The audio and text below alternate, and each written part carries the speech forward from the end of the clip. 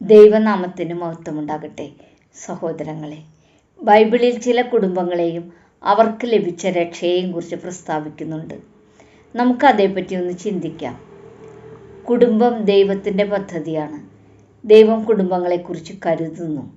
കുടുംബാംഗങ്ങൾക്ക് വേണ്ടി നമ്മൾ പ്രാർത്ഥിക്കുകയാണെങ്കിൽ ദൈവം നമ്മുടെ പ്രാർത്ഥന കേൾക്കുകയും അവർക്ക് തന്നിലേക്ക് തിരിയാൻ കഴിയുന്ന തരത്തിൽ അവരുടെ ജീവിതത്തിൽ സാഹചര്യങ്ങൾ ഒരുക്കി കൊടുക്കുകയും ചെയ്യുന്നു.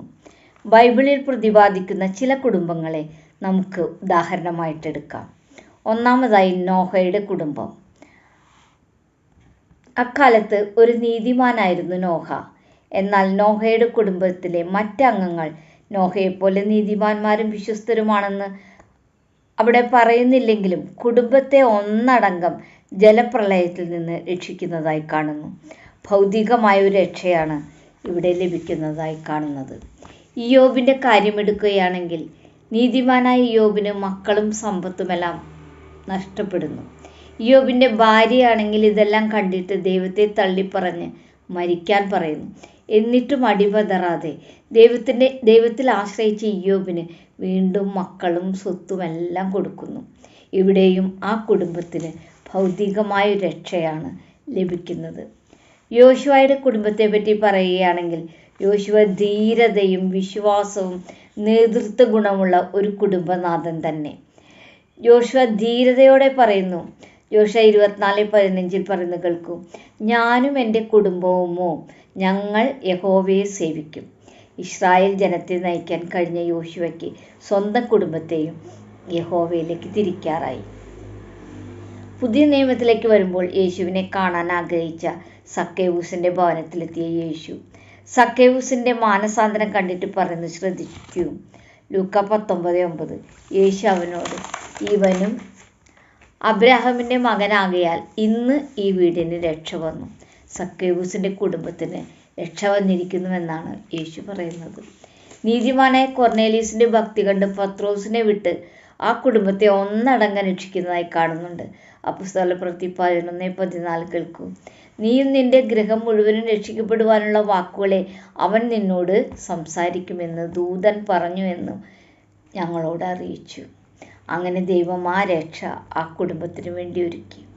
കാരാഗൃഹ പ്രമാണി പൗലോസിനോടും ശിലാസിനോടും രക്ഷ പ്രാപിക്കുവാൻ ഞാൻ എന്ത് ചെയ്യണം എന്ന് ചോദിച്ചതിന് അപ്പോസ്തലപ്രവൃത്തി 16:31 ഉത്തരം പറയുന്നത്, കർത്താവായ യേശുവിൽ വിശ്വസിക്കുക, എന്നാൽ നീയും നിന്റെ കുടുംബവും രക്ഷ പ്രാപിക്കും എന്നവർ പറഞ്ഞു എന്നാണ്. അങ്ങനെ ദൈവം ആ കുടുംബത്തിനും രക്ഷ നൽകി. അങ്ങനെ വിശ്വാസം പ്രകടിപ്പിക്കുന്ന വ്യക്തിയെ മാത്രമല്ല മുഴുവൻ കുടുംബത്തെയും ദൈവം രക്ഷിക്കുന്നതായിട്ടാണ് ഈ ഉദാഹരണങ്ങളിൽ നിന്ന് നമുക്ക് വ്യക്തമാകുന്നത്. ദൈവം ഒരു കുടുംബത്തിലെ ഒരാളിലൂടെ ബാക്കിയുള്ളവരെ തന്നിലേക്ക് ആകർഷിക്കുന്നു. ദൈവത്തിൻ്റെ വാഗ്ദാനങ്ങൾ വ്യക്തികൾക്ക് വേണ്ടി മാത്രമുള്ളതല്ല, മറിച്ച് അവരുടെ കുടുംബങ്ങൾക്കും വേണ്ടിയുള്ളതാണ്. യെശയ്യാവ് 44:3 കേൾക്കും.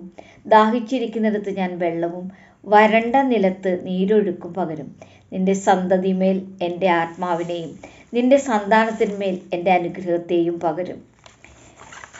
ഒരു കുടുംബത്തിലെ ഒരു വ്യക്തി ക്രിസ്തുവിൽ ഒരു പുതു സൃഷ്ടിയായി മാറിയിട്ടുണ്ടെങ്കിൽ ആ ദിനം രക്ഷ ആ വീട്ടിൽ പ്രവേശിച്ചു. എങ്കിലും വ്യക്തികൾക്ക് സ്വതന്ത്ര ഇച്ഛാശക്തിയുണ്ട്.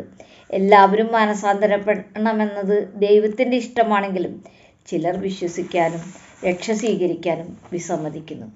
ദൈവത്തിന് ഇവിടെയും ഒരു നിർബന്ധവുമില്ല. എല്ലാ സ്വാതന്ത്ര്യവും മനുഷ്യ വ്യക്തിക്ക് തന്നെ. എങ്കിലും ദൈവം ഒരുക്കി തന്ന ഈ രക്ഷ അവഗണിക്കാതിരിക്കുന്നതാണ് മനുഷ്യന് നല്ലത്. എബ്രായർ 2:3 കേൾക്കും. ഇത്ര വലിയ രക്ഷ നാം അവഗണിച്ചാൽ എങ്ങനെ ശിക്ഷയിൽ നിന്ന് ഒഴിഞ്ഞു മാറും? രക്ഷ എന്നതും ആദ്യം കർത്താവ് അരുളി ചെയ്തതും കേട്ടവർ നമുക്ക് ഉറപ്പിച്ചു തന്നതും. ഈ വചനങ്ങൾ സ്വീകരിക്കാൻ പരിശുദ്ധാത്മാവ് സഹായിക്കട്ടെ. ദൈവമേവരെയും സമൃദ്ധമായി അനുഗ്രഹിക്കട്ടെ.